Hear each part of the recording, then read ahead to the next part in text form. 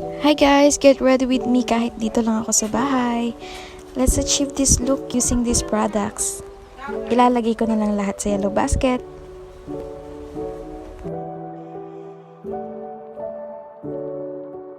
First is, nag-prep muna ako using Kika Rescue ng Lux Organics.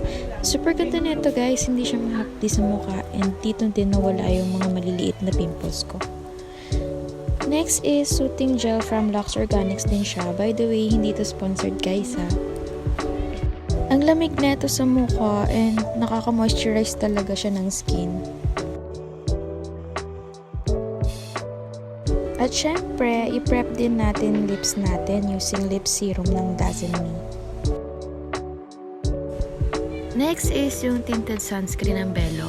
Nagandahan ako dito kasi wala siyang white cast. Ako kasi mahirap ako makahanap ng sunscreen kasi morena ako eh. So this is perfect for me. Medyo matagal nga lang siya ma-blend pero pag nag-set na siya, ang ganda ng kinalabasan.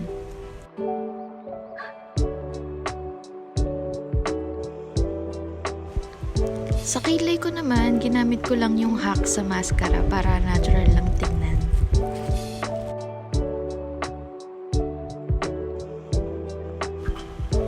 Para sa blush, gumamit lang ako ng lip tint ng Says Lady. Ang ganda kasi niya pagka ginawa siyang blush.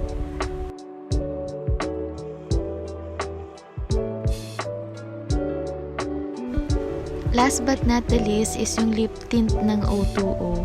Super ganda nito, pati kapatid ko nabudol ko nang bumili nito. So this is the final look guys. Sana nagustuhan nyo. O diba, ang fresh.